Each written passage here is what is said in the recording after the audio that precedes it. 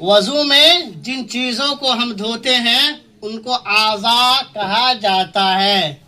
हाथ हो गया, चेहरा हो गया, पैर वगैरह हो गए, ये क्या हो गए?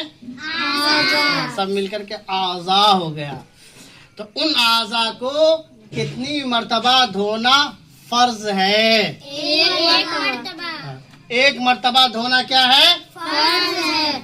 और 3 मर्तबा धोना क्या है? सुन्नत है। और 3 से ज्यादा अगर कोई धोएगा तो क्या हो जाएगा?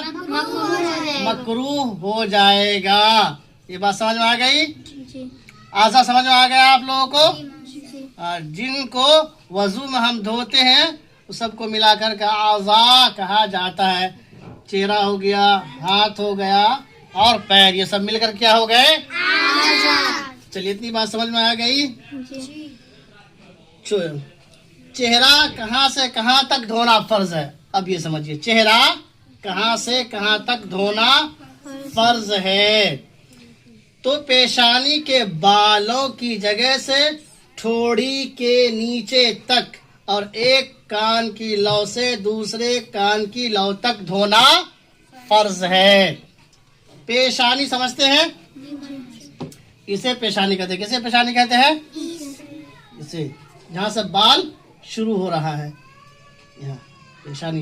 इंग्लिश में फोर हेड कहते हैं, फोर हेड कहते हैं। ठीक, यहाँ से लेकर के यहाँ तक। कहाँ? यहाँ से यहाँ तक, समझ गए? फिर ये कान यहाँ से यहाँ तक। कहाँ से कहाँ तक? ये दिख रहा है ना, इसे कहते हैं कान की लौ। इतना धोना क्या है? फर्ज है। इतना धो लेते, फर्ज अदा होगा।